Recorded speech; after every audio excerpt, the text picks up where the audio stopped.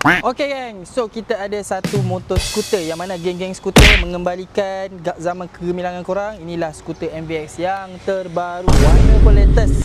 Untuk tahun ni ada 4 warna yang special daripada MVX. 2 daripada ABS, yang ni depan saya ni, dan 2 adalah SP. So kita review dulu ABS. Perubahan yang pertama adalah overall warna dia dan juga cover set dia ada tukar sikit design dia lah. Lepas tu kat depan saya, mari dekat-dekat, kita ada meter yang baru. Ini meter konsol yang baru. So korang punya dashboard rupa yang terbaru. So jom kita tengok dia punya space bawah dia. Space bawah dia agak besar juga. Alamak, tak ada buka. So korang tengok, kita tengok storage bawah dia. Untuk storage bawah dia masih mengekalkan design yang sama dan besar. Itu yang penting, korang ada space yang besar. Nampak macam ni, barang-barang dia semua saya boleh masukkan. Korang boleh masuk satu helmet ataupun korang nak letak bag pun boleh juga. So kat belakang ni, korang tengok dari belakang, dia dah tukar. Yang pertama, selalu minta feedback kan. So Yamaha dah bagi korang caliper brake belakang, brake disc gang. Dah brake disc dah tak ada drum. So mari kita dekat.